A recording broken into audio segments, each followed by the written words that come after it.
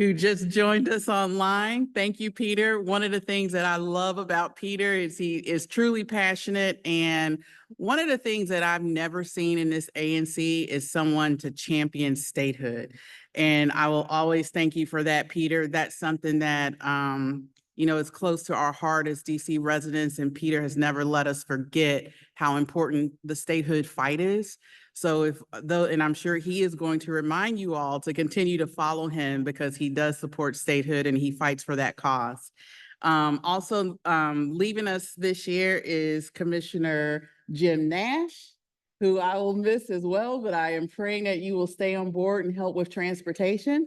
I love it when Jim pulls up on the scene in the ANC driving his bike. I always take videos. And one time I got the best video of Commissioner Nash and Sherman driving their bikes do you remember that? Y'all came somewhere together and you both had your bikes. Wow. Yeah, it was a while ago. So we'll miss him as well. And then lastly is Commissioner Zach Ferguson. And Zach just had a new addition to the family. Zach was also very passionate about transportation and very passionate about our young families in our ANC commission area. So I'm really thankful for his work, everything that he's done on the commission. So thank you to all the outgoing commissioners and congratulations to the new commissioner-elects. So we have quite a few of them. As a matter of fact, 4. They are all probably attending their first orientation session. That's incoming commissioners. I hope I get everybody's name. Liz Nagy, Carol Grunwald, Laura Finnessy, and Corinthia Simmons. So one thing about the 3G05, which is Corinthia Simmons' race, there is a 2-point differential in that race with her leading. And if there is any example of every vote count, it is that race, is a 2-point difference. There is going to be a recount for that district. The recount is going to be this Thursday at 10 a.m. So hopefully we will know pretty soon the final. From what I understand from the Board of Election letter, if the winner continues to be Commissioner-elect Simmons, there will not be a recertification. If the challenger, Mark Rooney, wins the recount, there will be a new certification. So just to let everybody know that. Just one quick point, Chair Gore, Gary Thompson, I notice, who is the chair of the Board of Elections, happens to be on the call. Not that you had a question, but should a question come up about this, he's online. Got it. Hi, Gary. Did I frame that correctly? Great. Thank you. Okay, with that, we'll go with commissioner introductions, starting with Commissioner Zeldin and working our way, and then we'll go online. Michael Zeldin, 3G04, which is Lafayette and its environs. And thank you, Lisa. It's nice to be somebody's favorite, even if I'm almost your favorite. It's more than I can say for anyone in my bloodline. And I wanted to say thank you to the community for putting up with me for all these 4 years. Hi, I'm Peter Gosselin. I'm the vice chair and also the commissioner for District 6, which is largely the west side of Connecticut back to Friendship Heights. Thank you for coming tonight.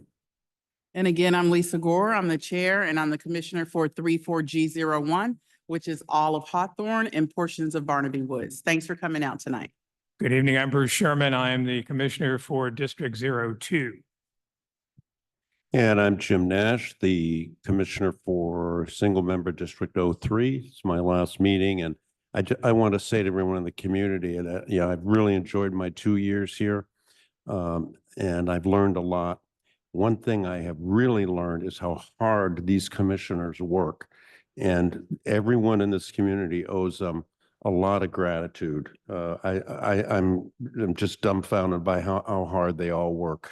All of the ones here. So, and the only pay they get is your appreciation and gratitude. So don't be stingy with that in the future.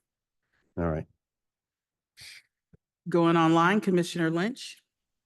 Hi, everybody. My name is Peter Lynch. I'm the commissioner for SMD 05. Chair Gore, thank you very much for the kind words. Happy to remind everybody about statehood when I can, and also very much appreciate your fierce pride in ANC 34G. So we're all neighbors here, and I look forward to working with everybody in the years to come as well. Thank you. Awesome. Thank you. Chair Gore, if I could also just extend my thanks and gratitude to Jim and to Michael, to Zach and to Peter for their service. Thank you very much for your hard work, your dedication, your time spent. Very much appreciated. All right.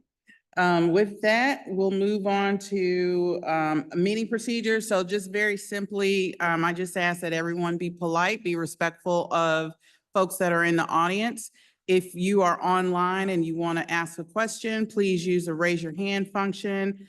And that is at the bottom center of your screen, the React tab. If you hit that tab, you'll see the raise your hand function at the bottom of that. Folks that are here in person, if you want to speak on an issue, please come to the mic. We do ask that you don't ask questions outside of using the mic because folks online can't hear you.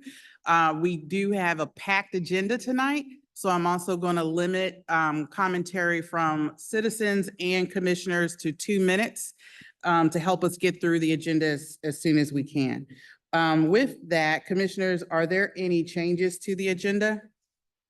I have two changes. One is to remove the public space permit application for 2728 Rittenhouse and move that to January. And the other is to include a briefing by MPD on the recent car break-ins and the incident that occurred on December 1st on Stevenson Place or near there.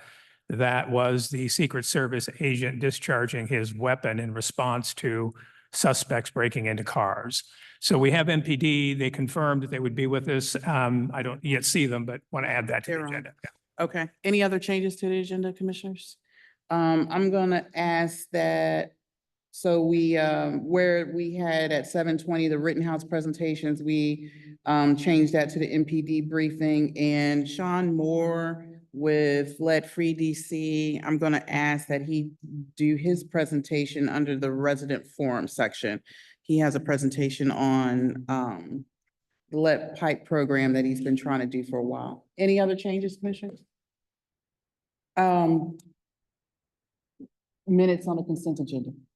Yeah, I think we're good. Are these the right dates? that I Those are the got? right dates. Okay, great. Yeah, those are the right dates. September, we had one meeting in October, one in November. And so we have 4 sets of minutes to approve. Got it. Okay, thank you. Commissioners, I move that we adopt the agenda as amended. All those in favor say aye. Aye. Raise your hand online. Thank you. That passes 6-0. In terms of the consent agenda, we have the minutes for September 9th, the 23rd, October 21st, and November 25th. Commissioner Sherman has circulated those around. We sent edits, so he does have the edited versions, so we would be accepting them as amended. We do not have any debit card purchases or payment or reimbursement, so I move that we accept the consent agenda for the minutes as amended. Is there a second? Second. Commissioners, all those in favor say aye, raise your hand. Aye. Commissioner Lynch, thank you. 6-0. All right, so this portion of the agenda is our resident forum, and it's an opportunity for anyone in the audience or online to bring to the commission any issues that we have not heard from, or something that you want to bring to our attention that's not on the agenda. So if there's anyone in the audience that would like to do that, please approach the mic. If you're online, please raise your hand. And Message from Gary. I saw, Sean Moore, if you're on, I thought I saw you join. Can you please raise your hand so you can do your presentation after everyone goes? Yes. Good evening. No, hang on 1 minute. Is it working now? Yes. Good evening, counselors, ladies and gentlemen. My name is Robert Marcus. I'm 84 years old and I'm a resident at Ingleside at Rock Creek, a large senior residential community of about 300 residents and, resident voters, residents and about 220 staff. my CEO, Jason Basile, is on the Zoom. I'm going to be talking about the problems faced by the residents with the proposed changes in the bus to our residents at Ingleside.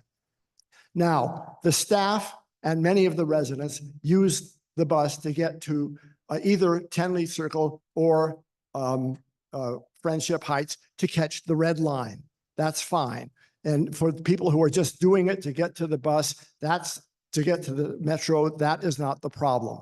The problem comes in that great majority of the residents who use the bus system to get to Friendship Heights are using it for medical reasons. This is a huge medical complex. The Barlow building is huge. It's 17 stories, and it's all a comprehensive practice of medicine and laboratories and physical therapy. That is what goes on at Friendship Heights. Nothing like that exists in Tenley. For them, a bus solution that gets them to Tenley is completely inadequate. Moreover, even if they get to Tenley, they're not getting to the place where they can easily catch the metro to go up to Friendship. They have to walk almost a block.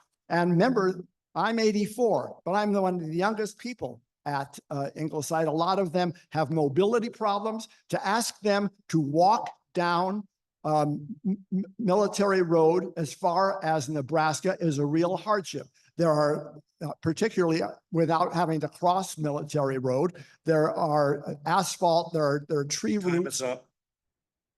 It's a very difficult thing to ask of them.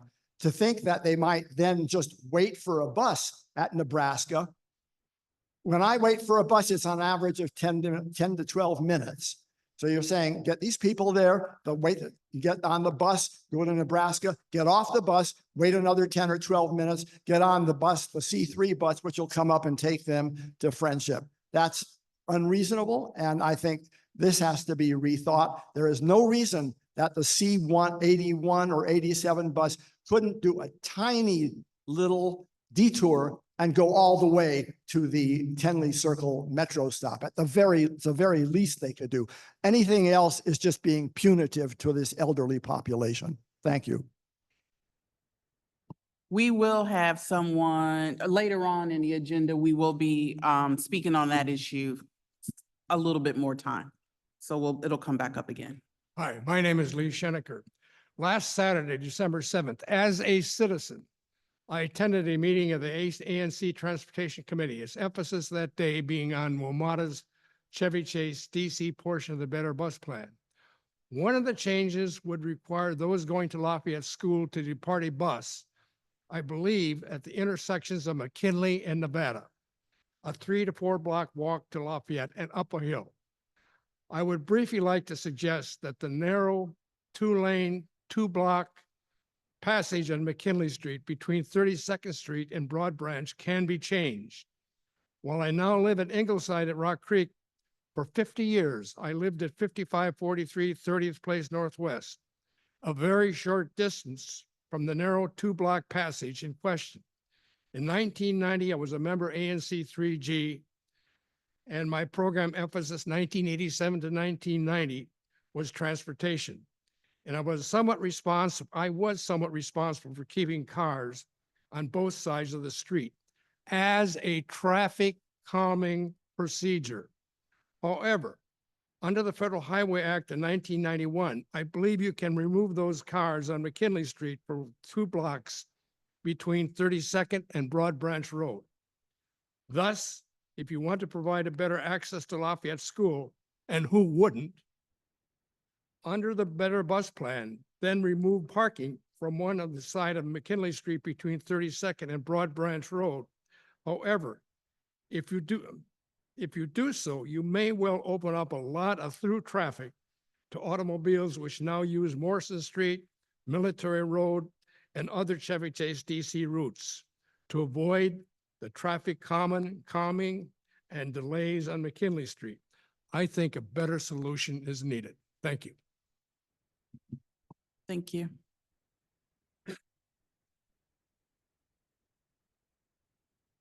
Good evening. Excuse me. My name is Mark Eisner. My wife Paul and I have lived at Ingleside for 4.5 years. One of the reasons we chose there rather than the other places in the area, and there are more opening up, is because of the access to public transportation. I'm 86. It won't be much longer before I'll have to give up my car. I prefer public transportation anyway. I looked at the proposed plan for our area here, and I wasn't worried because I could get to Friendship Heights, where most of our doctors are. I could get here on the E4 bus. Between May and June, between the proposed and the final plan, that possibility went away. So I looked closely at the map to see the closest stop that goes to Friendship Heights from anywhere near where we are. It turns out that stop is at the six-way intersection of Military Road, Broad Branch Road, and Nebraska. I walked over there. It's a third of a mile. Now, that may not seem much to you guys, but for me, it was a hike. And by the time I got home, I was really exhausted. When I came back across the street of that six-way intersection, I pressed the button, got the walk light. I started across the street, and some guys coming around the corner, going west on Military Road, turning onto Nebraska. And I went like this because otherwise I would have been on the, I don't think I've ever come that close to having an accident. It's a very dangerous intersection. So what else is available for us? The only thing I could find was to walk up 31st Street to Nebraska. There's no bus stop there. It's not a bad walk. It's a little further. And I think I would be more tired if I did that, but at least it doesn't have the tree roots and other impediments that are on Military Road. That is not a good street for pedestrians. I've fallen on Military Road myself. And so the 2 points I want to make is people can consider public transportation when they move to a place like Ingleside. And the second is that it's just too far to get to a bus, and transferring, as Robert has pointed out, transferring on the way to some places close as Friendship Heights. And with buses that run at 20-minute to half-hour intervals and aren't at all synchronized is just insurmountable. So I guess I'll have to keep driving unless you guys figure something out. I should make one more point. My field is aligned to systems engineering and systems analysis. If you want help, I'll be happy to help you. Thank you. You can come to the mic. You can come to the mic. I attended that transportation meeting on Saturday. And the conclusion that I came to, I don't know why I didn't come to it sooner. I think that both Ingleside and the other facility have to get together. Noel would have to get together jointly and show the different problems they have. The problems that have been described by IRC in Ingleside at Rock Creek are the same type of problems that you have at Knollwood. So that's one of the things I've seen. That's the biggest thing that came back to me when I attended the meeting on Saturday. Thank you. Anyone else in the audience before I go online? Okay, let me go to Gary Thompson. And then after Mr. Thompson, Sean, I saw that you joined. I want you to do your presentation after Mr. Thompson. All right. Hello, everybody. Can you hear me okay? Yep. All right. I can't start my video. It says I need permission, but you can hear me. Hey, good evening. A lot of friends there. Hello, everybody. There we go. Hello. The main reason I wanted to attend tonight was to join the course of gratitude for all of our ANC commissioners, but especially the four that are outgoing, Jim Nash, Michael Zeldin, Peter Lynch, and Zach Ferguson. You know, I know from experience being an ANC commissioner, it's a lot of work to be a commissioner, to study, to prepare, to attend, to take calls, to listen, to respond, to deal with the District of Columbia and its many agencies. It's really quite a workload.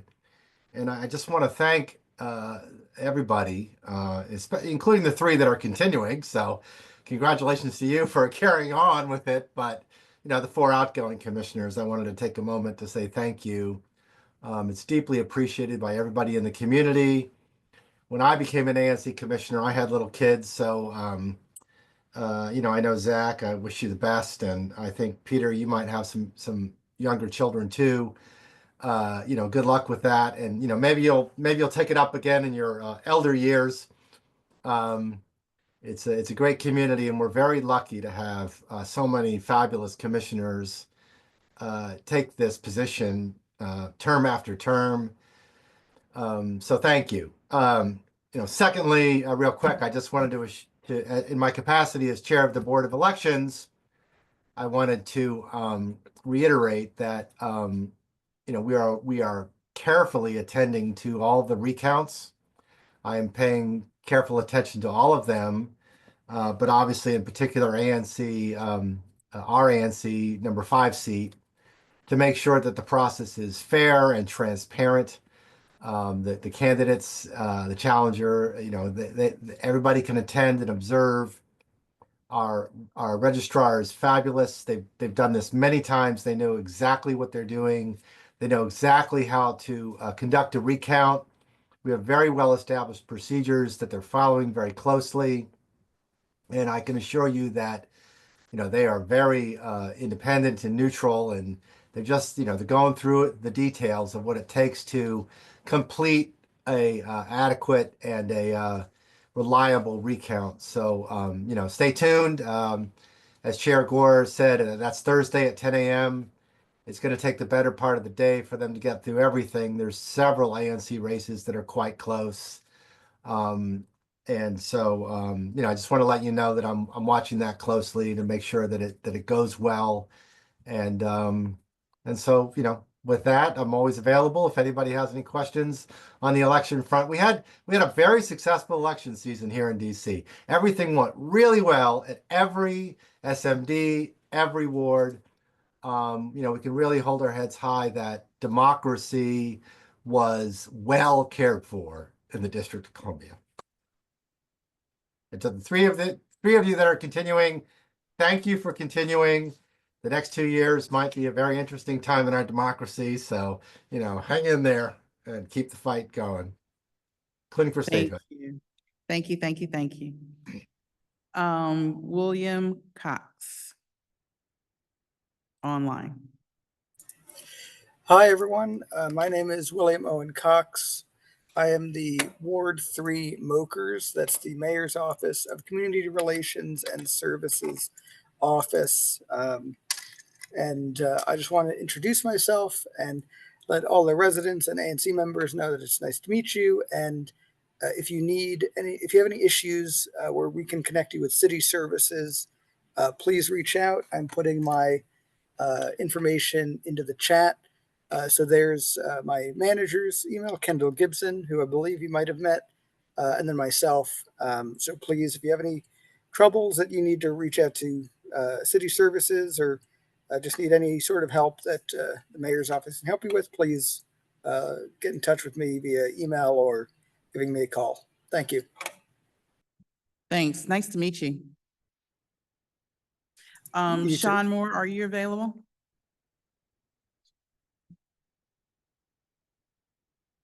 Raise your hand, please. I am available. Sorry about that. Okay. Let's see. I just lost you. Where are you? I'm here. Okay. Sean, I'm going to have to ask you to limit your presentation to about 2 minutes. We're running behind on the agenda right now by about 10 minutes, and we got a long way to go. And I know you sent us via email a really extensive presentation. We can post that on the website as well as send it out in our newsletter. So between all of us, we touch thousands of constituents in the ANC. But if you can give us a 2-minute highlight, that'll be much appreciated. Certainly, that would be perfect. I appreciate that. Good evening, everyone. My name is Sean Moore. I'm a community outreach manager for DC Water's Lead Free DC program. With Lead Free DC, DC Water is focused on removing all lead water service lines from the district. And we're really focused on removing lead because the health effects of lead are significant, especially for children. It can affect IQ and mental development, behavioral problems. For us adults, there are such things as high blood pressure, kidney disease. All those can be exacerbated by lead. So we're really focused on removing those service lines from the district. We have about 42,000 lead service lines that we're trying to replace currently, and it's in the presentation. We've replaced about 7,300. We're doing that in a number of different ways, including our buy block program. So for those who are eligible for the buy block program, you would get a notification from DC Water letting you know that you're eligible for free lead service line replacement. Or you may see our canvassers coming around talking about lead-free DC. So the key takeaways here is that we are doing free lead service line replacements. If you're eligible, please sign up. And we really want to meet our goal of replacing every single lead service line in the district by 2037. So I would take any questions that you might have. Please, at your leisure, review the presentation and contact me with any questions that you might have about lead-free DC and about what we're trying to accomplish across the city. That's great. Thank you. Does anyone have any questions on the lead-free program? Commissioner Zeldin? Hi, thank you for the presentation. One thing, this has come up repeatedly over the last 4 years that I've been on the commission. One of the issues is the map, which is when people look on the map to see whether or not the city believes that their house has a lead pipe or not lead pipe, it's turned out that some of those maps are incorrect. That maps. So what should a homeowner goes to your map and says, oh, cool, I don't have a lead pipe.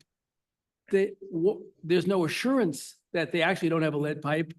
And so what should people be doing knowing that there's no way of knowing whether their house is easily lead free or not, unless they hire somebody at their own expense to dig up the pipe and have a look? So thank you for that. As a part of lead-free DC, there's two parts of it. First is the replacement, but the other part is the verification. So we're required to verify the pipe material for every premises in the District of Columbia. And if you look at the map and it's orange, yellow, or green, meaning we're not 100% sure, you will receive a test pit from through the lead-free DC program to verify your pipe material. And if it is lead, then we would replace that. Now it's going to take a while because we're trying to reach still 35,000 houses across the district. So it's a slow process because we're digging those holes by hand. But we are working diligently to try to accelerate that so that we can do more verifications and more replacements. Right. So just to understand, if I'm a homeowner and my map is green, orange, or red, and I just want yellow, yellow, whatever it is, I want to assure myself, can I write to you and then get a test kit, or do I have to wait till my turn comes around in the ordinary course? So for the verification process, you do have to basically just wait until we get to you to verify your pipe material. If you want to have your water tested for lead, DC Water does offer free water testing, and you can go to our website and request a free lead test from the district. DC Water, excuse me. Okay. Just a quick question. I apologize if it's really stupid. If you know that there are these lead mains, why don't you just replace them all? Why do people have to decide and ask you to do it? Actually, we are trying to replace them all. We think everywhere that we know there's a lead pipe, we will replace that lead pipe. The challenge is it's just so many that it's just going to take us a little bit of time. But we will replace every single lead pipe within the city, every lead service line. It's just, it's just going to take a little while. Any other questions, commissioners?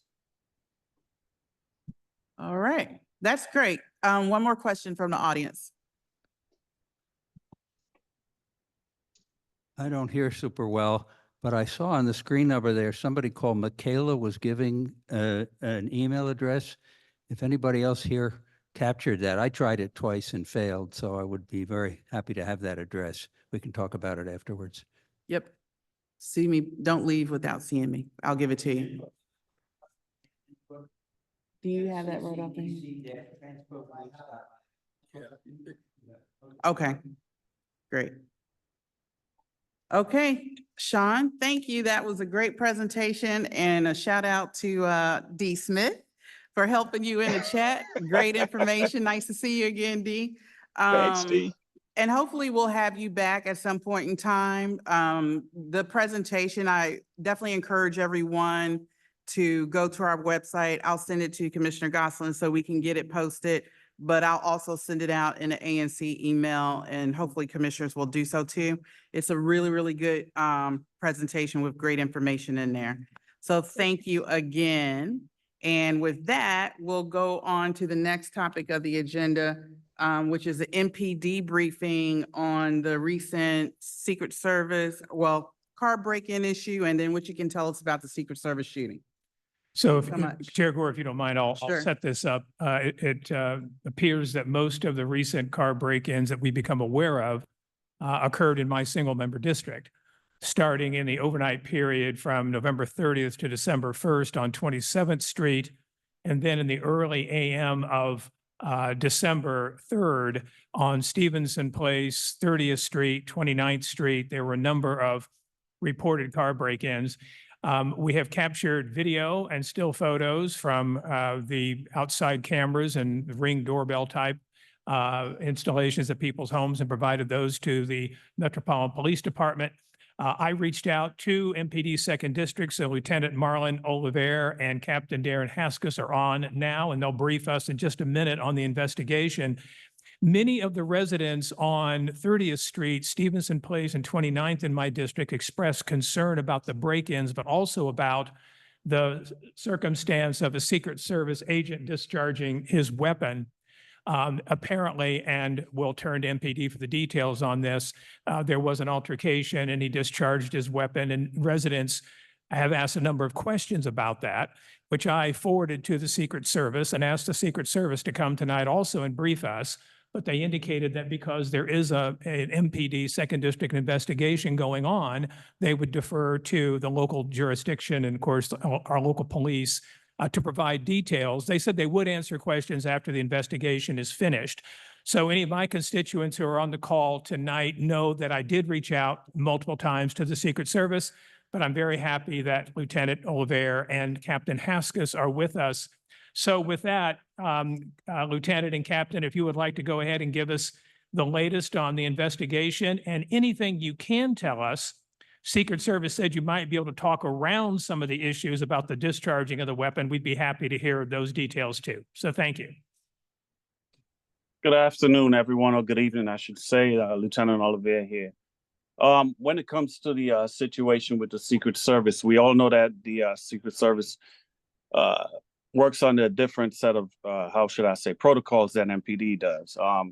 They protect the dignitaries, the State Department, and the White House official, including the cabinets and stuff like that. What I can't is this. Okay, on that night, the Secret Service agent were on a protective detail. They did see a suspicious vehicle, and they did discharge a weapon.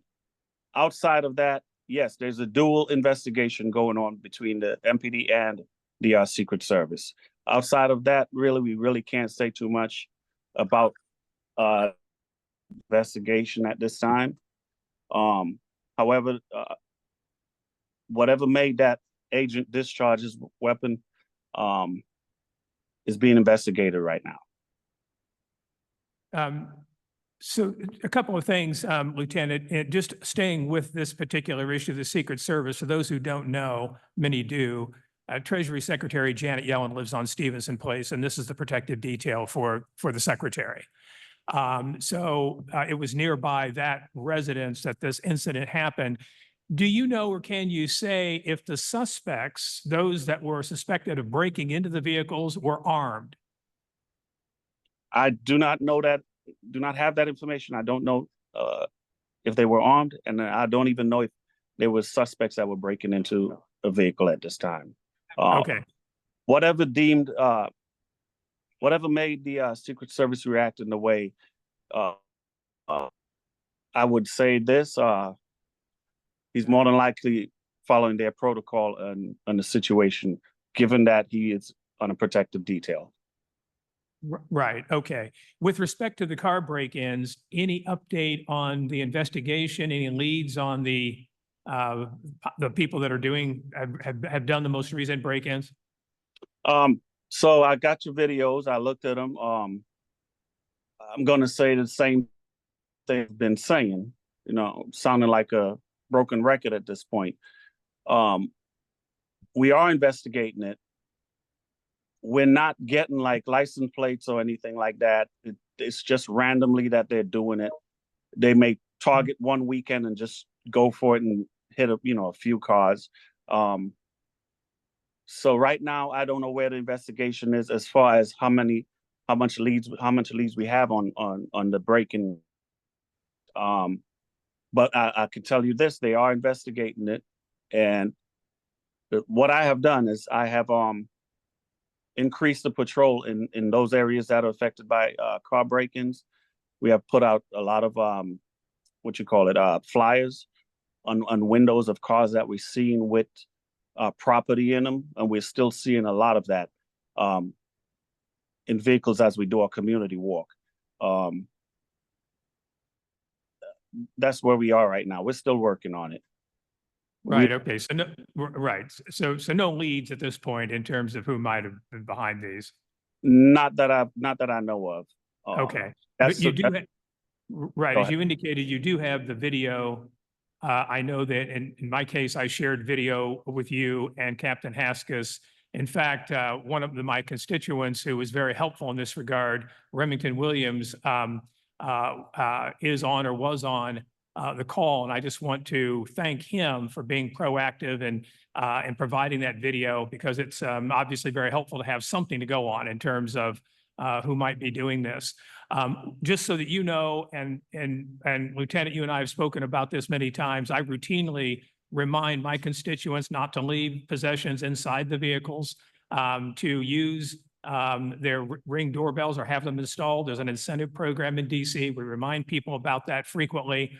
I'll note one thing that is interesting, and that is in several instances, just most recently, people who did not have their doors locked but had nothing in the car, it resulted that they didn't have their windows broken because the folks doing this, the would-be thieves, got in, rummaged around, found nothing, and left. Whereas in other instances with the door locked, they broke the window. I don't know if other commissioners have had break-ins in your area. I've had at least a half dozen or probably 8 reported to me over the last 10 days. Yeah. Well, let me give you some numbers here, because I'm looking at the stats right now. Okay. 11/9 and yesterday, November 9th, and yesterday, December 12th, we've only had 2, and I say 2 reported theft from autos. And I'm looking at the numbers right now. Last year, this time we had 7. So right now we're down 71%. And that's just in that 30-day window. Now, since that it's the last meeting of the year, I could tell you this: we're like 32% down in crimes. However, theft from autos more like 49% down. Last year we had 133. This year we only at 68 right now. If you have that have theft from autos and stuff, it's not being reported. So Right. So that might be a difference between what you're seeing on the ground, because I hear it too as I'm walking through the neighborhood and I'm up there on Connecticut Avenue, than what we're seeing, the actual numbers right here, right now. Right. So I will remind folks also to make the reports. I do that also regularly because I take your point. You need to have the data show. Right. Yeah. Right, because I don't know all this stuff is happening. You can't target patrols in that location if people are just keeping it to themselves. The other thing is, you know, with the theft from autos, the biggest, the most property is electronics like computers, backpacks, and pocketbooks, purses are being left in the vehicles, and people are stealing them. So if we could encourage everyone, just please take your property out of the vehicles and out of sight, that may help, you know, the situation. Okay. Okay, Yeah. great. I know our time is limited. I do have Commissioner Zeldin, and then we have at least one person, a constituent of mine, Lene Jones, who'd like to ask a question. Bruce, Okay. to the point you made about the doors being unlocked, I spoke to a woman on our street, a cleaning person, and I said to her in Spanish, please make sure you bring your purse in and lock your car. She said, Montgomery County Police tell me, take my stuff in, leave my windows open and my doors unlocked for that exact purpose. So Yeah. Maryland is saying where many of these service people reside, saying, take your stuff in. That's 100% right. Once the car is clear, keep the door unlocked so you don't get your window busted. Right, right. Lene Jones, please come on, and if you want to activate your video, Lene, if not, but please go ahead and ask your question, make a comment.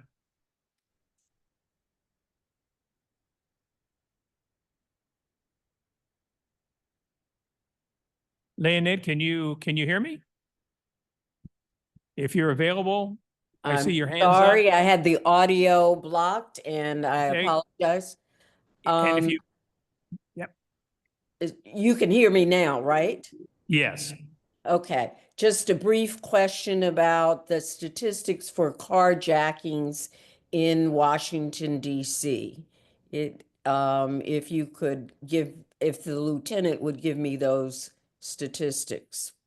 Right now I don't have that up because I'm focused on our 201 right now. I don't have it up right now. What's your name and your email? If you put it in the chat, I'll get back. I'll put it in the chat. Okay, Okay. so you'll yeah. Thank you. And if you want to copy me as well, Lieutenant, laying it as a constituent, I'll be sure also that I'm helpful in getting her the information.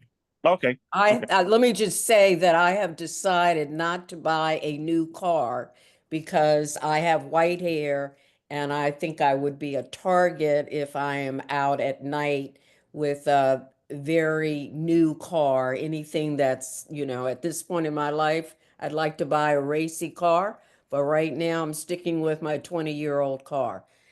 Carjacking stats would influence that decision. Great. Okay. If there are no other questions, Got a comment? yep, please. I just wanted to comment on the Secret Service aspect of this. So I retired from federal law enforcement. I was a special agent in charge. And also in that capacity, I was a firearms instructor, federal firearms instructor, and National Use of Force coordinator. So I say all that to say, I don't want the residents to be upset that Secret Service isn't here. When you're doing a use of force investigation and it particularly involves an agent discharging their weapon, it's very sensitive investigation. They can't jeopardize that, releasing any information or saying anything that will jeopardize the investigation.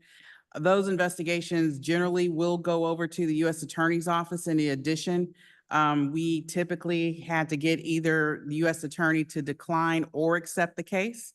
In this case, obviously, we hope that the agent, follow the rules and it's declined.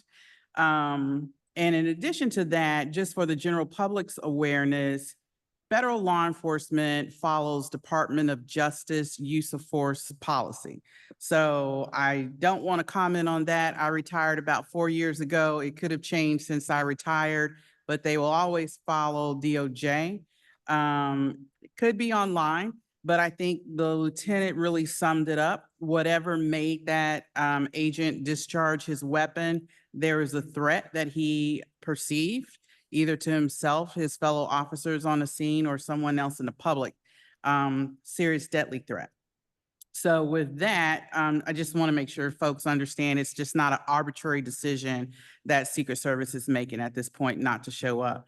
And in terms of the car break-ins, we have a lot in my area.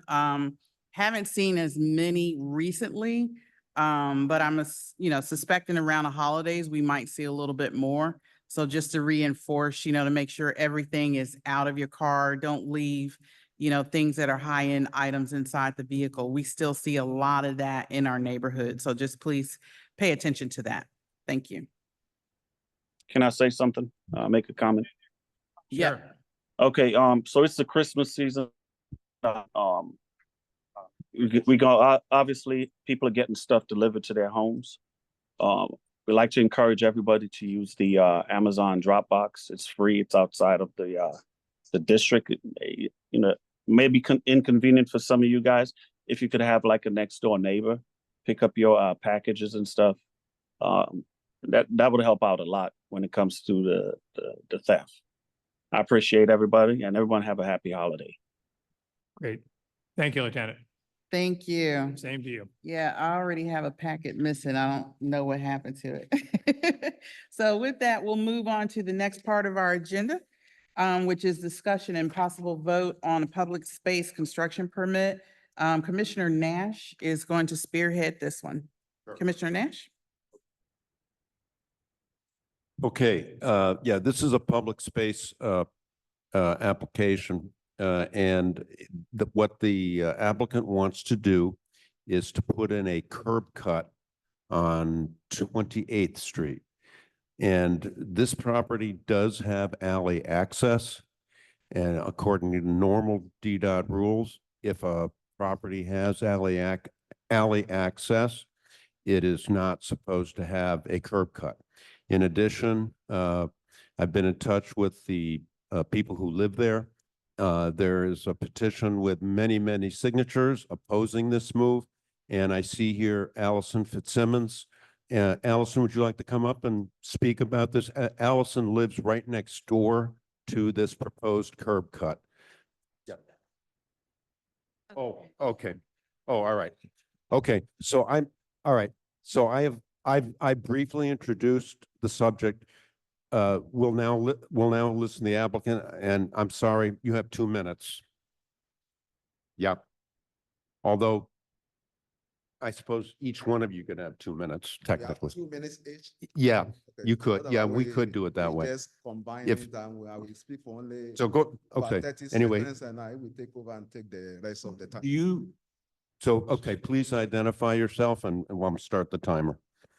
Moses Oyewole, I'm the owner of 5354 28th Street. You have it on the agenda as 4354. So it'll be 5354. 5354 28th Street. Right. 5354 28th Street.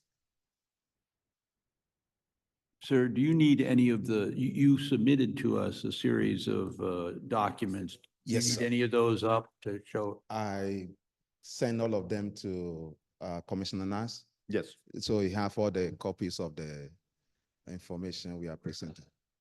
We're going to put those up on the screen so folks can see it if you give us just a minute.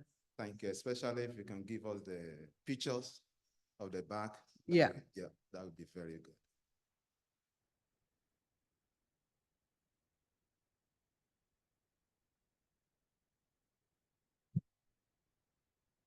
Commissioner Nass, if you have tell me, I will bring the neighbor in support as well.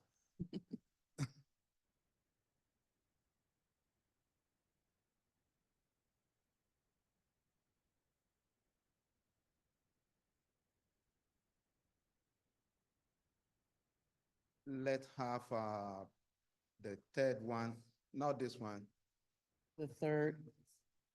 The third one? Third. Yeah, Luis, can you Yeah. find the If you third go one? back, the three, no, four. Not that please. one?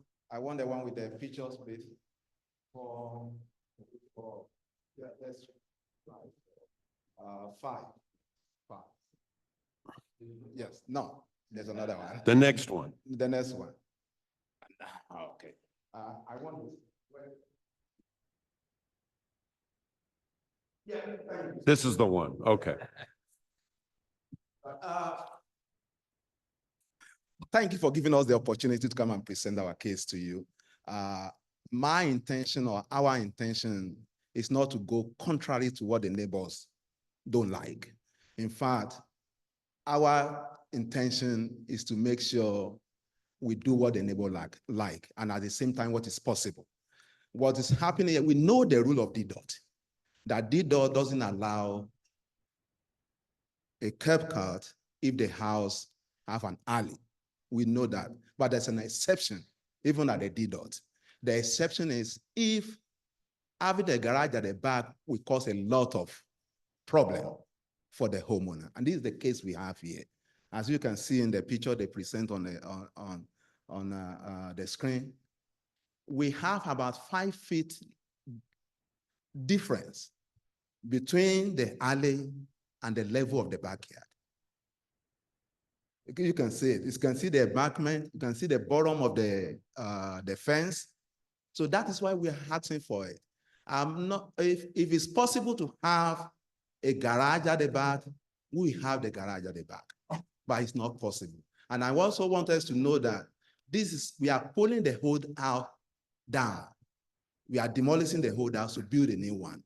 So that is why we are asking for this. Not because we don't know the rule, it's because in the case of our lot, it is not possible to go out. So this is one of the exceptions. And we hope you are going to help us with the exception. Let me call. Okay. Okay.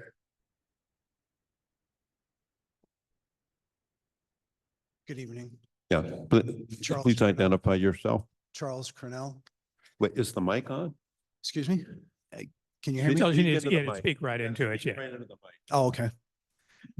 My name is Charles Cornell. Addressing the reasons that this is being opposed. Sir, what is your relationship to? Oh, I'm a partner with, yes. Addressing the reasons that this was denied, they make no sense. The first reason, the rear of the property has alley access, yes. That retaining wall that's in the picture is 27 inches tall. And there's another 4 to 5 feet above that to the bottom of the fence line. I stood there recently. It's almost to the top of my head at the bottom of that fence. One of the reasons that it would destroy the green space, I don't know if you understand how much dirt would have to be removed and how much landscaping would be gone from that. That if you're worried about green space, there it goes. To put a garage in would be an unnecessary hardship, as I'm disabled, and the slope that you would have to do to get out of that would be an unnecessary hardship for me. And the curb cut, the street loss, parking on street, if that was really a problem, I saw at least 11 spaces tonight that were filled with leaves from people's lawns. It doesn't seem like parking is an issue there. Pedestrian safety, DC and school zones are speed regulated of 25 miles an hour for safety of pedestrians, correct?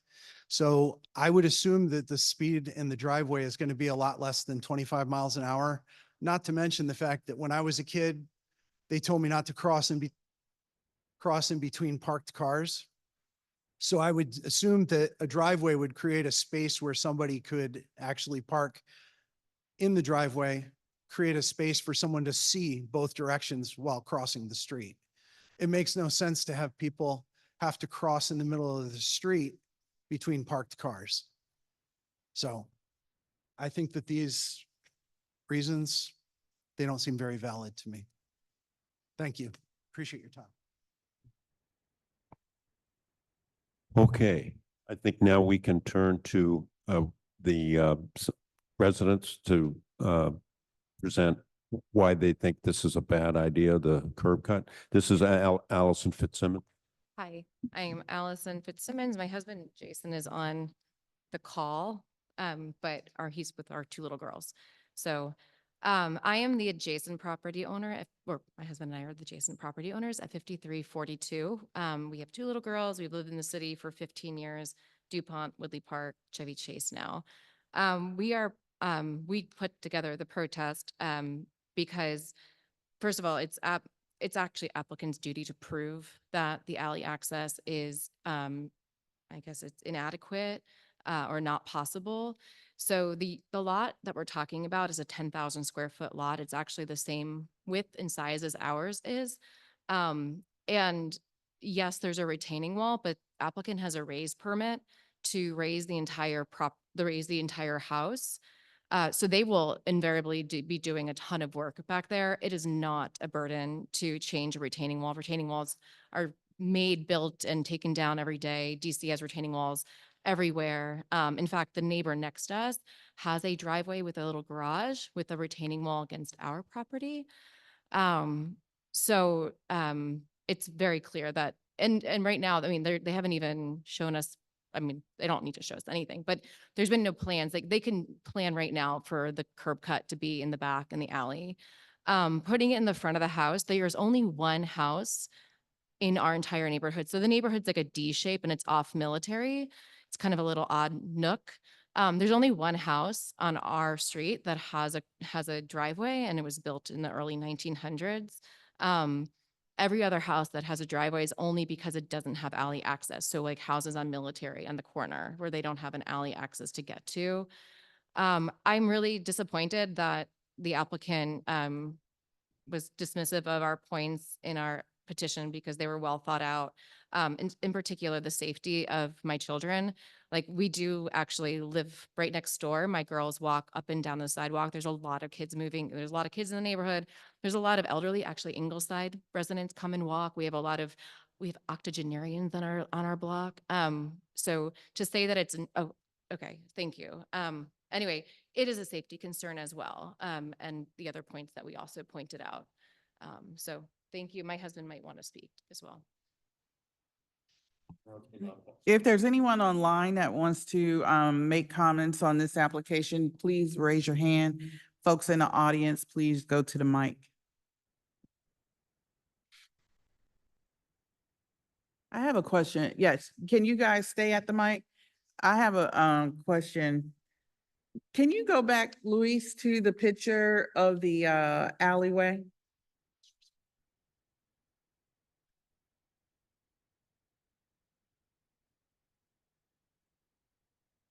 Okay. Can you show me on the, I just want to make sure I'm clear. Where is so that, where it says rear 28th, where that's retaining wall and the arrow, that would be the space you'd have to make a curb cut. Okay, and you guys are saying that would be prohibited? Mm-hmm. Thank you. The problem isn't demolishing or cutting the retaining wall. It's the 6 to so feet down of dirt that you would have to go. So regardless of the amount of construction that's going to happen, one of the concerns was green space. Green space is now gone because we've dug up several 100,000 pounds of dirt to put a garage. The driveway, it's not a 60-mile-an-hour rated driveway. I mean, normally there are houses on that street that have, I counted six houses on that street that have curb cut driveways. Currently, from the corner, there's 3 to the left of the house, 1 across the street. I'm wrong? It's what you said is misleading. I have been to the street. All of those houses that have curb cut driveways do not have alley access as you do. So to count them is misleading. There is only one house on that entire block that has alley access and has a curb cut with a driveway. It was done long ago, and it's also on the opposite side of the street, not on your side of the street. Does the opposite side of the street be more safe with their driveway? I But, don't, I mean, was I don't safety an understand. issue then? I mean, I'm asking because it seems that the driveway is, I mean, we're being like looked at like we're going to do 75 miles an hour out of the driveway. Well, to me and to your neighbors, this would set a very bad precedent. Because now you have lots of houses with alley access. And if you get it, I'm not asking what's to to set a stop them precedent. from getting it? And We're- now we're you've asking got to make an curb cuts exception. everywhere. The issue is that you don't have a clear set of exceptions for people that, one, the slope would cause an unnecessary hardship for me to get in and out of the garage. And two, the fact that the garage would be taking up a lot of green space, would be removing a lot of the green space. We're asking for half the width, half the length of a car for a single space garage to go up. I'm not asking like the other neighbors, they have a 2-car driveway. We're asking for a single width driveway. Parking is not an issue because literally I saw 11 places on the street where people have just placed their leaves. If that was an issue, I mean, that alone is a safety issue. Okay, well, I don't think we can determine green space pros or cons, but what we are supposed to do is represent the interests of our constituents. And I don't know, Allison, if you'd like to speak to the number of people who've signed your petition Do they have opposing driveways? this, it does not seem as though anyone on this block wants this curb cut. Allison, do you want to come to the mic and speak to neighborhood opposition to this? 30 signatures on it. We have 30 signatures on it, sorry. And so to your point, if parking isn't an issue, then you don't need a garage, right? That's a great point. So maybe there isn't a need for a garage or a driveway. A retaining wall is not rocket science. Retaining walls are simple engineering, feats of engineering. They're all over the back of, they're all over DC. All of our houses, the houses I've lived in have had retaining walls. And the safety is in the fact that when cars cross, it doesn't matter how fast it is, cars are crossing a sidewalk and you have walkers and pedestrians. It's just not expected. My husband said he'd like to speak, but he couldn't raise his hand on the app, on Zoom. Hi, this is Jason Fitzsimmons. Can you hear me? Okay, and then Mr. Fitzsimmons. And then we'll go to commissioners. Mr. Fitzsimmons, you want to? Yes, thank you very much. I appreciate your time, commissioners. I would just like to add in here. Yeah, I think Mr. Cornell, I believe that his name was, is really overstating any burden on the applicant here that there would be to put in a driveway in the alley, as the vast majority of homes in our neighborhood do. As we noted, there is only one single home that has a front driveway on our street. Any other home that has a front driveway does not have any alley access. And I think that Mr. Cannell is also overstating the degree of difficulty that retaining wall and the slope would be. I'd add in that it is the applicant's burden to prove that there would be hardship rather than just allege things that they think would be a hardship. Here it seems that the real hardship is just them not getting the front curb cut that they would like to have. And I would just also add that in terms of destroying green space, I mean, a driveway in the front of the house is destroying about as much green space as a driveway in the rear of the house. And the one in the front of the house is actually what's most visible to the other neighbors and property owners in the area. So I respectfully request that your commissioners decline the applicant's request here. Thank you so much. Thank you. Let's go to Mr. Wheeler online. Hi, my name is John Wheeler, and I just wanted to point out that once it was a requirement in DC that all houses have off-street parking, either by alley or by curb cut. And DDOT realized a few years ago that people were putting in curb cuts like being proposed here just because they didn't have alley access. And so that policy has changed. Now the policy is essentially no curb cuts. and you either have alley access or you park on the street. So what this applicant is asking for is totally inconsistent with the current DC policy. And I suspect no matter how the ANC votes on this, DDOT is not going to allow it. But I would encourage you to just, and as has already been said, curb cuts are just a danger to pedestrians. Thank you. Here's, I'm gonna come back. Commissioners, any questions? Yeah. Explain if you could, in addition to the amount of earth that would have to be moved to put a garage in the back, is there another reason that creating a garage in the back and using the rear of the property is not advisable? I'm a disabled person. I spent 5 years in Afghanistan. I have more metal in my body than that table. It would be a hardship for me to go up the hill out of the garage to get to the house. So I'm not alleging anything as I was accused of. I am disabled. I'm sorry if I don't look it, but So just to understand, then installing a garage in the front of the house with a curb cut and a driveway is to facilitate your access to the property. yes, I would be able to walk from the garage into the house. Walking up a slope that steep in the wintertime, if I fall, both legs have had 3 knee replacements.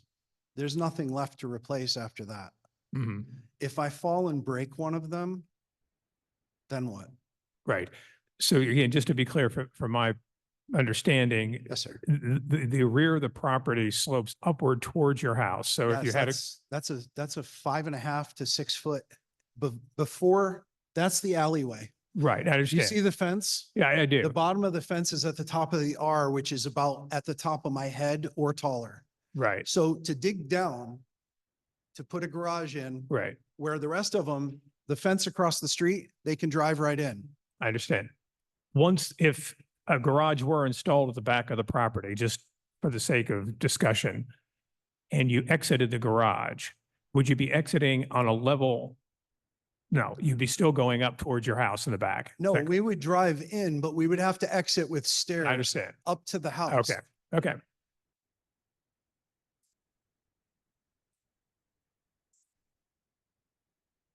So we can't hear you though. You might want to come to the mic and say that. Property adjacent to us on the other side, they have a driveway that drives up and then like they go into the garage and then the garage is level with the land. I'm just wondering, are you planning to move in to the property? Is it your, so the idea, I mean, I think what we're focusing on here is DDOT has a policy of not approving curb cuts unless applicant can prove their case. And I just don't think they've proven, I mean, there's also ways to build driveways that go up. They have a 10,000 square foot property. If it's really a big concern and they're going to raise the house, they can make that driveway at the slope, whatever they need to do in the back of that property to accommodate the disability. Yes, I think what Allison, right? Yeah, what Allison is not taking into consideration is that the topography of each house is different, right? There are houses down the hill who can have the garage at the back, and there's no problem at all, right? There's a reason why your house, there is no garage, there's no driveway at the back, right? Because it's not possible. In that house, it's not possible. Right, unless, okay. Yes. No, Our property actually had a garage and then I believe the previous owners took it out to install a pool. So we had a garage. Okay. We do not have a garage now. Okay. The next house have a garage. The next house to us, they don't have a garage because it's not possible to have a garage from the back. We are asking for the same exception that is given to people who doesn't have alley at all. Because although we have alley, but it's not practical to build a garage there. Just imagine, you have a garage deep down 5 or 6 feet. How high do you want to go to be able to have a door? A door is at least 6, 7 feet. tall. So to have a garage at the back there, then you have to have a garage that's 16 feet tall in order to have so that's what we are asking for. This is a unique situation. We would love to have garage. Having garage at the back as a new construction is an added value to us because then we can have a second floor as an in-law suite. So we would love to have it here. But the situation here is not. We are not trying to set any precedent or trying to destroy the neighborhood or try to kill the kids in the street because no, that's not the case at all. There are houses with garage. Has there even been any safety issue? I even believe that garage is more safe than having cars on the street. When you want to cross, you can see your left, you can see your right, you can see. So all this, and with the green space, either we have garage in the front or we have it at the back, we are going to have a space for garage. So it doesn't take anything away from the green space. It doesn't take anything. So it's because of where we have. We will not be here. Why would we be here? If we don't have any reason to, or what are we going to gain to be asking for garage in the front or the driveway in the front if we can have it in the back and stay in our house and sleep? So that's the point. It's because of the problem we face. Yes. Let me actually, Allison, let me go online to Gary Thompson, who hasn't had a chance. Oh. Hello, everybody. Total coincidence. I happen to own a house directly across the street from here where my daughter has lived for several years. And I want to speak in support of the position articulated already by Allison and Jason Fitzsimmons, as well as John Wheeler. I know this block really well. I don't think it's a good idea to make a curb cut here. It's just 2 blocks, 28th, that curves around to 29th Street. So the pedestrian use of this street is really important to people who walk their dogs. So the curb cut really would interfere with life on that street. And I could be wrong, but I believe this house is slated for demolition, redevelopment, and resale. So I just, I sense that the neighbors all signed this petition for a very good reason, and I stand with the neighbors of that block. Thank you.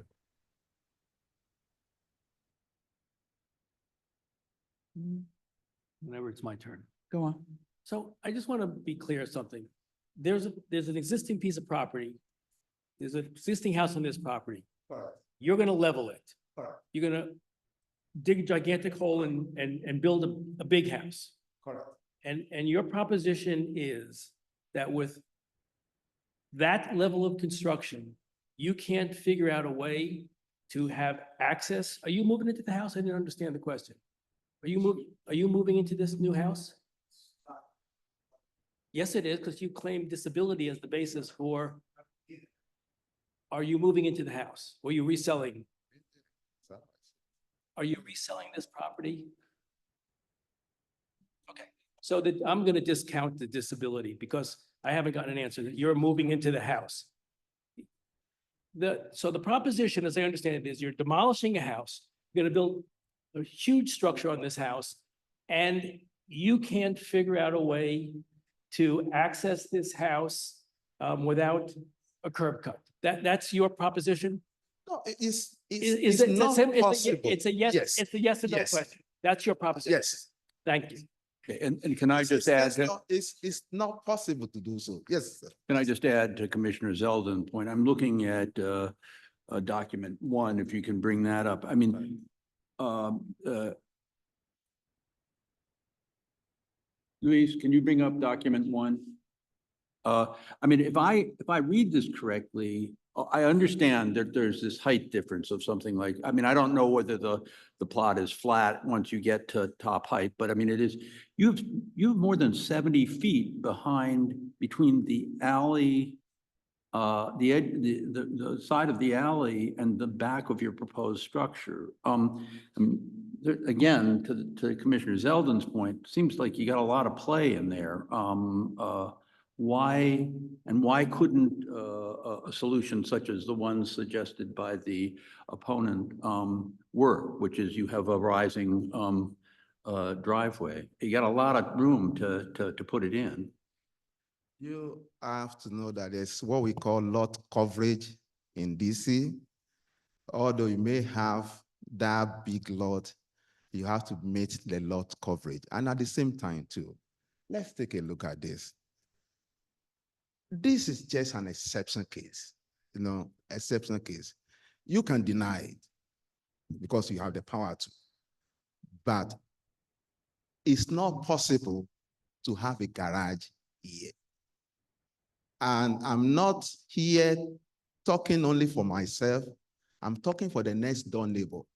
I'm talking for the next door neighbor. In this part of the alley, in this small section of the alley, it's not, there are neighbors who their yard level and the alley level are the same. So they don't have to worry about any of this. If we have this, the same thing, we will not be here at all.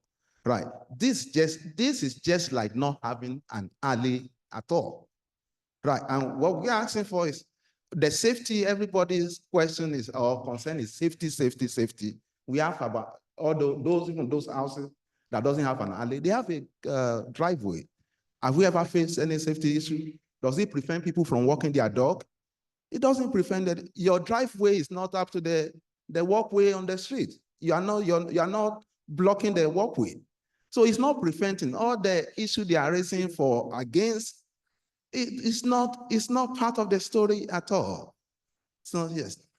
Okay, let me go online to Commissioner Lynch, then I'm gonna take one or two final remaining questions from the audience, and then I'm gonna ask Commissioner Nash to put his resolution on the floor. Commissioner Lynch? Yeah, thank you. I noticed there was a tree in front of the house. What would happen to the tree if the curb cut were to go in place?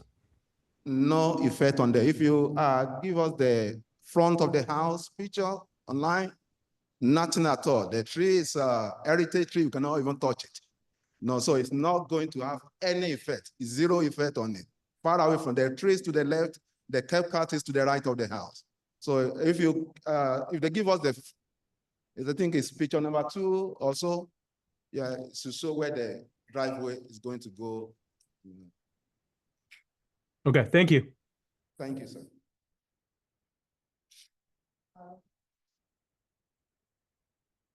Hi, if I've gleaned this appropriately, this is speculative. You do not know if you're going to live there or not. Am I correct? I don't believe that that's not the issue. I'm just asking. So we live in a neighborhood where there's a lot of speculation. And now we have speculative hardship. I'm having a hard time with speculative hardship. You spoke about your leg and disabled. And I will be at the property. You will be at the property. Will you be living in the property? He won't answer the question. He's not answering that question. It's just very important to point out that speculation in this neighborhood is rampant. And the speculation of needing a curb cut appears, from my modest viewpoint, as not consistent with the need of someone who is definitely going to live there. I just leave that. Thank you. Sorry, can I speak to that? I don't believe that myself or anybody else that even looks at the house to purchase a house that may or may not have a disability is any of, no disrespect, your business or hers, whether they're going to live there or not. If somebody comes to look at the house or buy the house or build a house there, they can build it with the accommodations for them.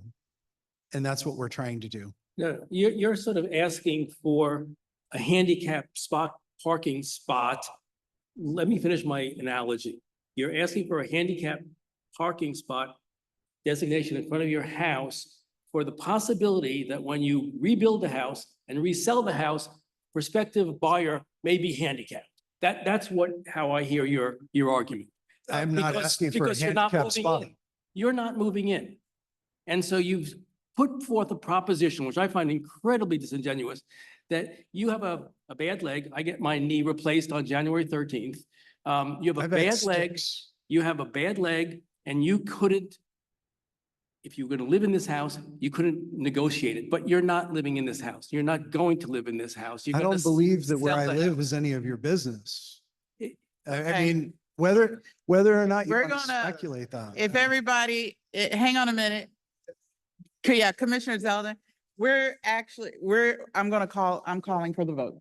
So at this point, with that procedural move, we've had a lot of discussion. I think we've had enough. I'm gonna ask, in calling for the vote, Commissioner Nash to put his resolution on the table, and the commission will take a vote. Okay, yeah, I'm putting the resolution before you, and I won't go through it all because our time is short, but the resolve part is that ANC 34G opposes the approval of public space permit application number 457114, which would allow for this curb cut. DC regulations are very clear that you do not allow a curb cut if there is alley access unless there's undue hardship. I don't think we can determine if there's undue hardship. We've gone around and around. The residents are all opposed to this, and it's against DC regulations. So I move that we, as an ANC commission, oppose the application. I second. Is there a second? Okay. With the motion and a proper second, commissioners, do you have any more discussion? And this is just commissioner discussion. I have a couple points. Another, okay. So Commissioner, I Gore, just, oh, I'm sorry. yeah, That's- Commissioner Lynch, go on. Yeah, just one clarifying question. I took a brief look at the change.org petition, but how many actual change.org has a funny way of adding people in that didn't actually sign. How many actual neighbors have voiced opposition to this, either through email, calls, in-person conversations, or that petition? Thank you. Yeah, so the change.org, I removed it because it was difficult to use for some of the neighbors. So it is in a PDF, and it's 30 signed neighbors, and then my husband and I, so that's 32. And that was done in 3 days. Like, I didn't push for much, and just verbally from people don't want it. Commissioner, As a follow-up question, could you hold on just one second? Thank you very much for that clarification. Did you get the sense that the people that signed that fully understood the ins and outs of everything that's being weighed here? Yeah, I mean, I think a lot of us are DC residents, and I think that people know what what the general policy is around the neighborhood. I mean, if they put a curb cut in, then who's to say that we can't then go get a curb cut? And when they bought the property, they were very well aware that there was lot coverage issues and regulations and zoning, but this was also very well established. So they bought the property, they assumed the responsibility to know what they were buying. They also have the burden to prove that it's a hardship. I would also let you know that if you do need a handicap spot, you can actually you can get a city designated one in front of your property to make sure you have a handicap spot, and that would be a flat entry. So that's something that you would need in the future. Okay. Any more commissioner questions? I have one more for Go on. the commission. Are we is it actually fact? Are we under the understanding that these curb cuts are not allowed? That's the current policy. Is that accurate? Yes, and that's Commissioner Nash laid that out in the resolution very well and pointed to links in the which is a requirement from DDOT when you oppose an applicant, you actually have to cite policy, and that's all cited in the resolution. Great. Okay. Thank you, Commissioner Nash. Yep. So I'll just add that I want the applicant to know we take the special exemption applications very seriously. I mean, it is the one of the few things that the ANC has to weigh in, or by regulation, law, DC policy. And we have to listen to neighbors in doing so. So we do, as a commission, this commission, take these applications very seriously. And I have been on the ANC, I'm going on my 3rd term. I have never seen so much opposition to an application. Never. I'm just making that point. That is a very serious hurdle for me to overcome, because we have applicants and we have commissioners generally, And as chair, what I do is I will drive by these properties. And when Allison sent her, I responded to her. That's how serious we take these. And I know other commissioners do the same. And I know it's Commissioner Nash's, it's his SMD, but we all take these very seriously. So I just want to make sure that you understand that I'm going to ask you a question. Have you met with these neighbors? No, I'm not. You don't have to get up. Have you had a meeting? You have over 30 neighbors that have opposed this. Have you met with them?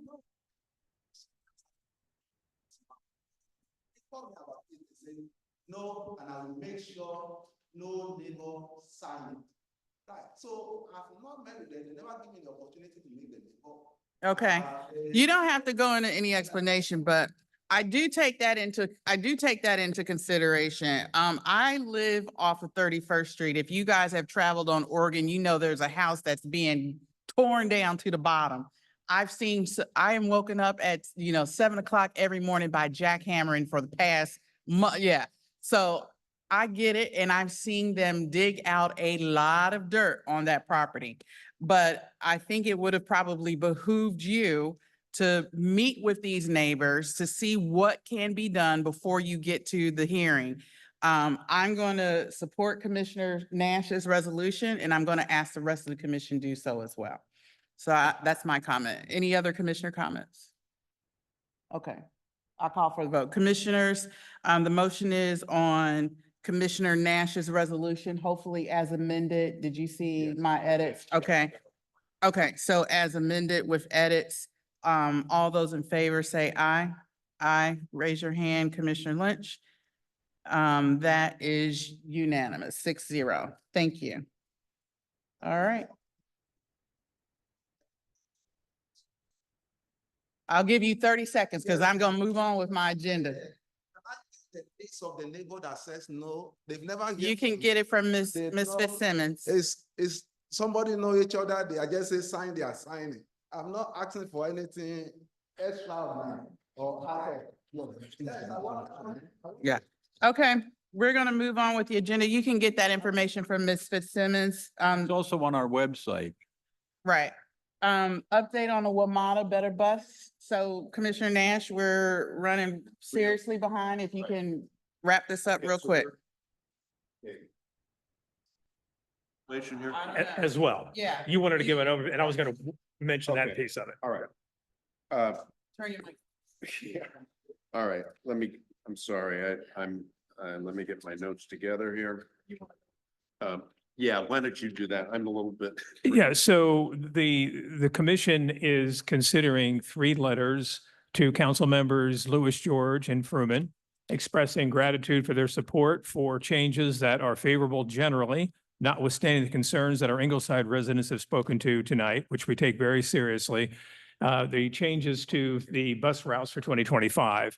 Also, the commission is writing to WMATA to acknowledge the support for commission views, residents' views, and community views.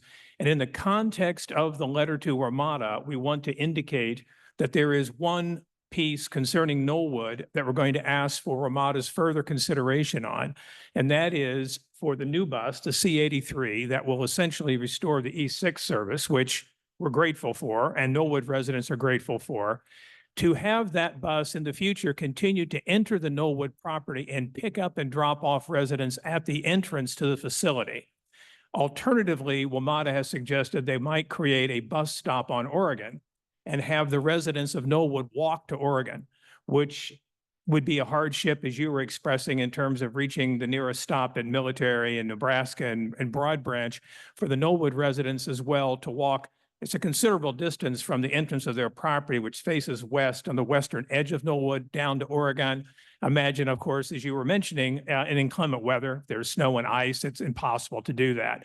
Currently, the M4 services the entrance, but there have been some issues with respect to congestion at the entrance. Knollwood management has pledged to resolve any of those issues to WMATA's satisfaction. The Knollwood Residents Association, Lois Callahan and Aileen Worthington are on the call tonight.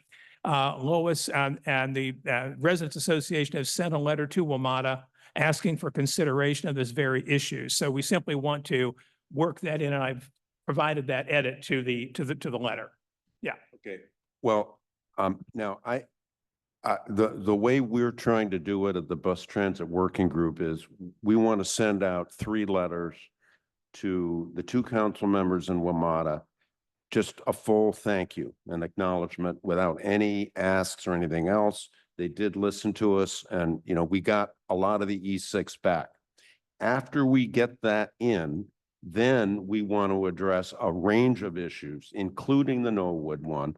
But as we heard today, and this is something we learned at our last Bus Transit Working Group meeting, Ingleside has some problems too. And, you know, I even said, I mean, this is not really very funny, but I was saying, is this some kind of a war on aging people? Because the people at Ingleside and the people at Norwood are facing very similar problems. And so it makes sense to attack them both together, in my opinion, and it makes sense to do it after we say, thank you, thank you, thank you. And because they do deserve credit. They did listen to us. And look, anytime you make a big change like this, it's reasonable that there are going to be tweaks and little problems. I would expect we're going to learn more when we actually get the new bus service. We'd like to jump ahead on this. So that's what I am hoping we can do. Get those 3 letters out. Commissioner Gore has them. I don't know if you sent them yet, but if Commissioner Gore sends those letters out, then we're going to work through our Bus Transit Working Group, and we're going to work with the Norwood and Englewood, the Norwood and Ingleside community. And I'd like to address them both together, if that makes sense. I'll accept that it could make sense. I just want to acknowledge that Lois Callahan from the Norwood Residents Association is on. If she would like to speak to this, they did, as I indicate, send a letter already to WMATA. So Lois, if you'd like to speak, feel free to raise your hand or come on. If not, that's perfectly fine. We're addressing the issue that you and I have discussed. Lois is the head of the Residents Association at Norwood. While she's looking at potentially coming on, let me just ask on the timing of sending a follow-on letter. When do we think that would happen? Not until the new year. I mean, after the holidays, I would say is when we would do that. By then, the thank you letters will be out. And furthermore, you know, we need time in our committee to digest the changes. The changes are profound and complicated. And we've identified some of the problems here, but I would not be surprised if there are even more, even at Norwood and Ingleside, let alone elsewhere. So I assume that this word final is to be taken with a grain of salt. Yeah. Because this is listed as a final determination. So we're going to try to influence it. It may be ultimate, penultimate final. But I think that's right. One thing that we have not been able to get any information on is how many of the bus stops currently along Military Road or Nebraska are going to be taken down. Yeah, We I know don't think that anything on McKinley will be. They said that. that's right. I don't think And WMATA knows but either. others, so that if we talk about how people are going to get to the golden, the land of Canaan and Nebraska and Military, well, where will their bus stops even be? Right. No, and WMATA doesn't know a lot of this either. So I think we just have to work through this. So I think I'm the one who discovered at Ingleside first that the Route 83 was going to go nowhere near us. I did so last week. I thought we were too late for the game. You're giving us some hope that there's some possibility of involvement. Now, through the contact we have tonight, I got Michaela's email contact. Is she the right person for us to talk to? Is one of you the right people are you the right people to talk to? How do we get involved as we go forward here? Yeah.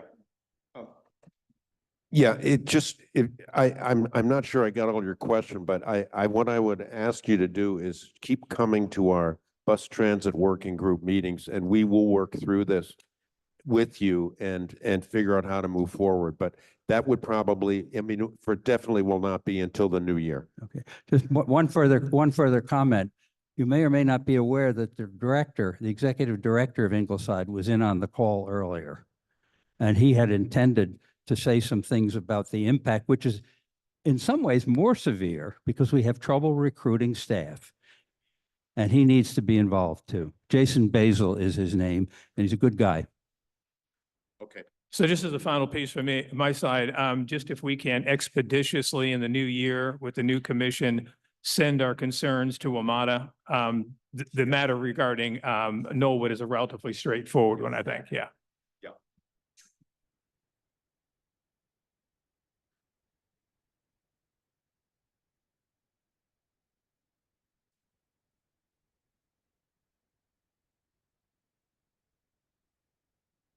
We're good.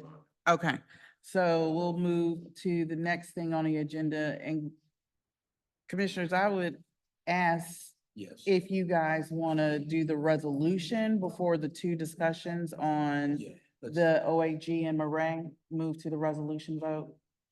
Yeah, that's fine. Okay, so I'll turn that over to you two.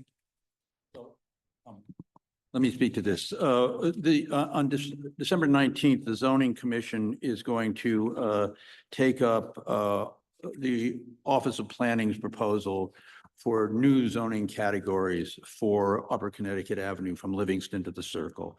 Commissioner Sherman and I attended their hearings on this. We thought we saw light of the possibility for, fellas, hold on. Hello, you need to take the conversation outside. Gentlemen.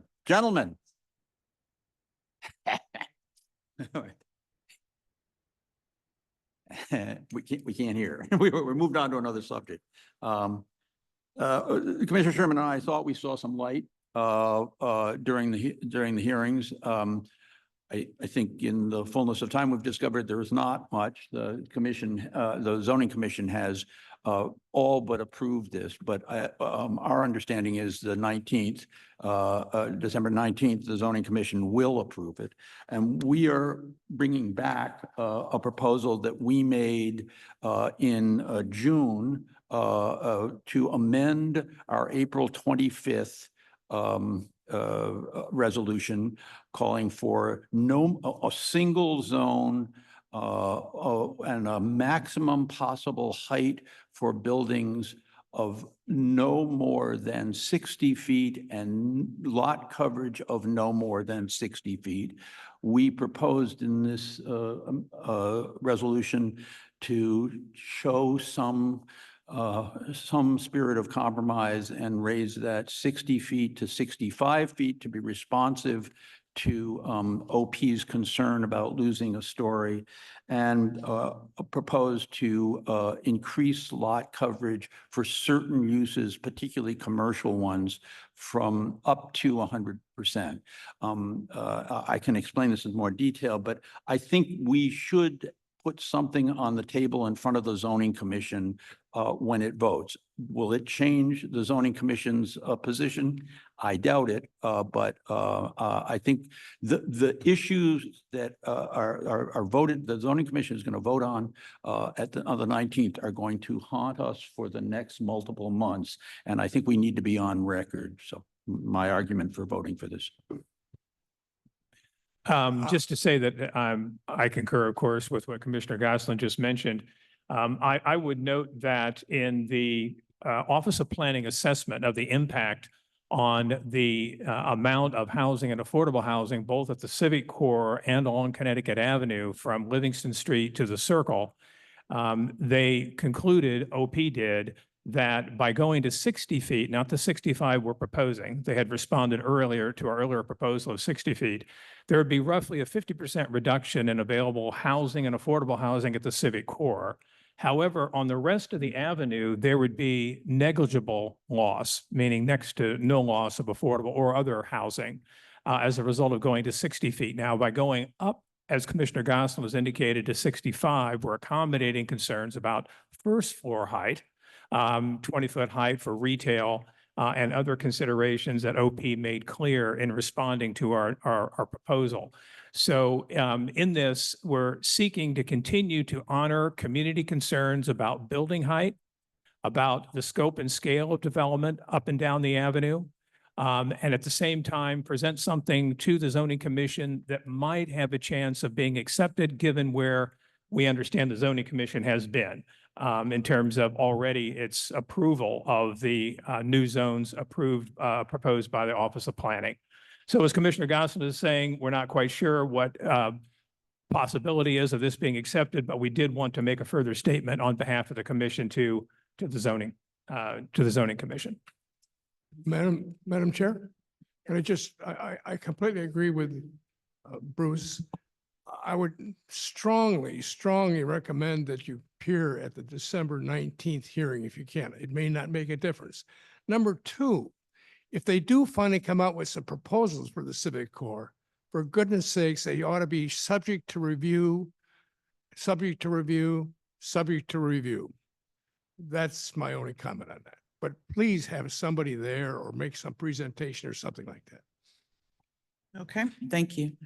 Any other community comments?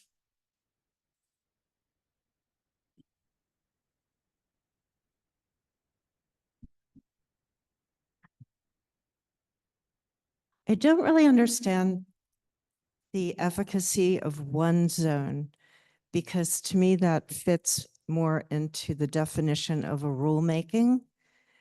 By differentiating the public space with the civic functions, you can make an argument that changes should be a contested case. But by lumping them all together, then it kind of meets the statutory requirements for a rulemaking. So that's number one. Also, with regard to that, maybe I don't understand something, but why would you introduce the idea of 100% lot occupancy at the Civic Corps?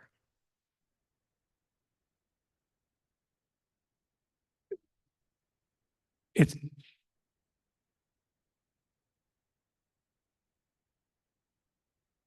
100% high.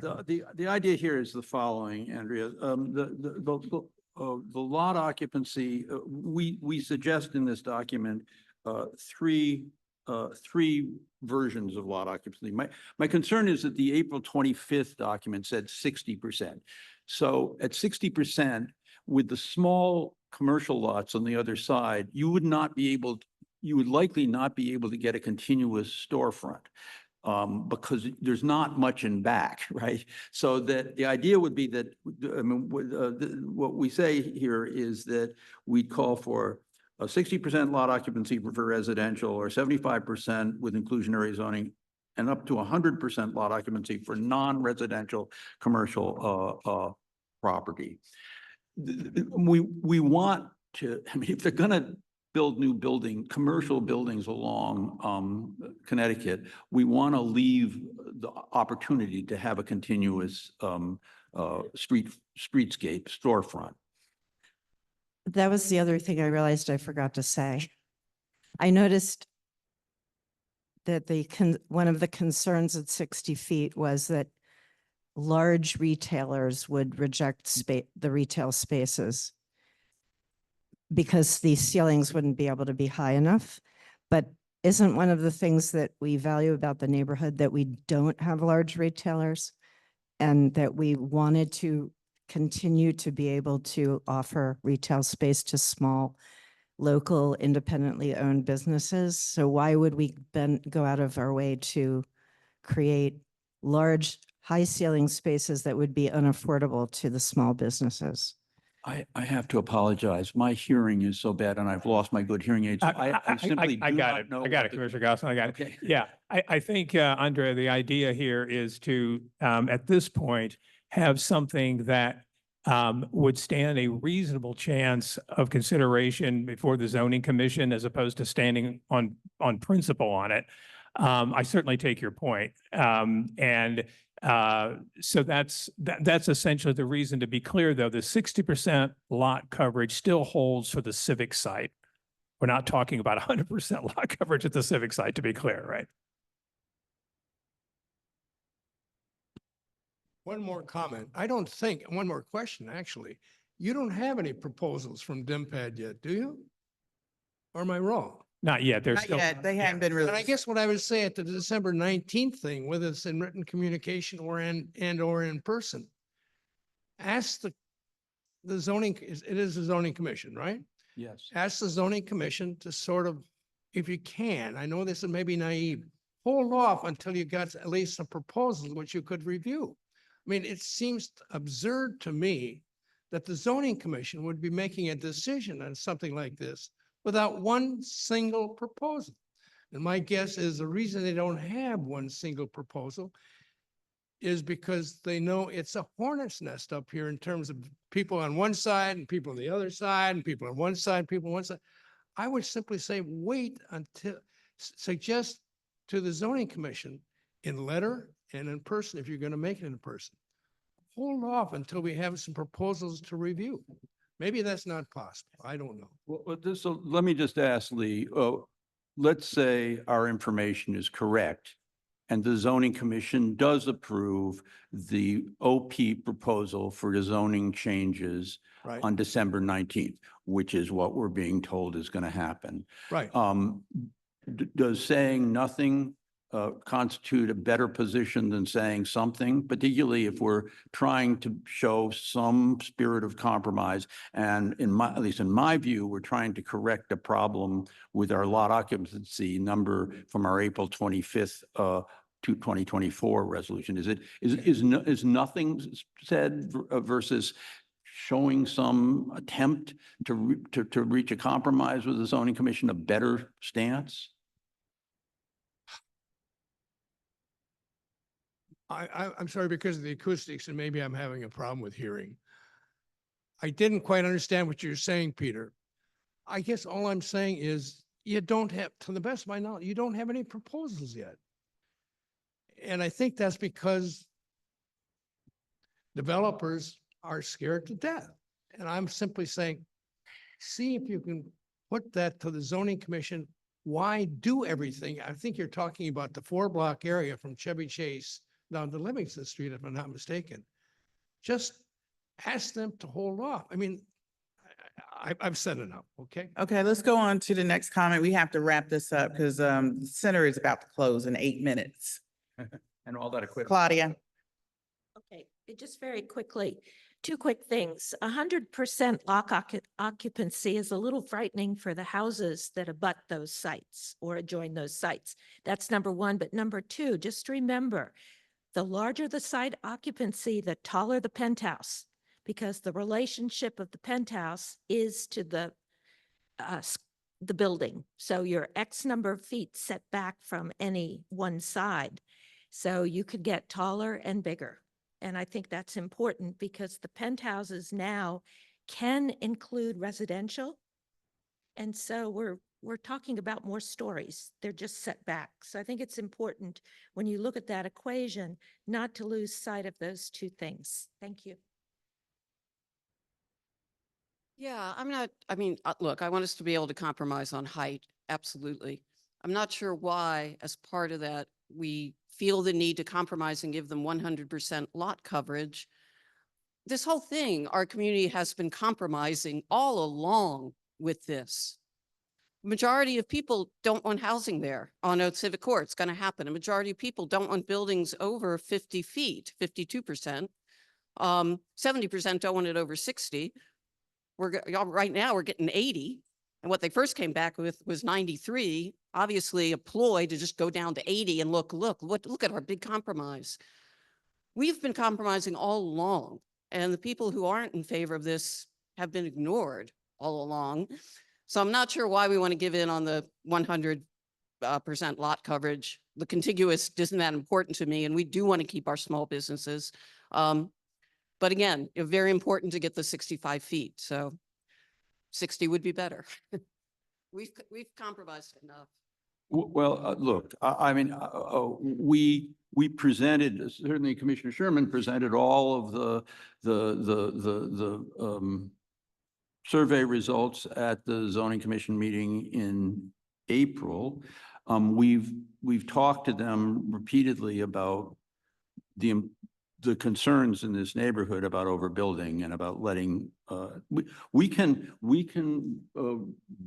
defeat this, or we can decide to pull it, but then we're silent December 19th. And I mean, the fact, yeah.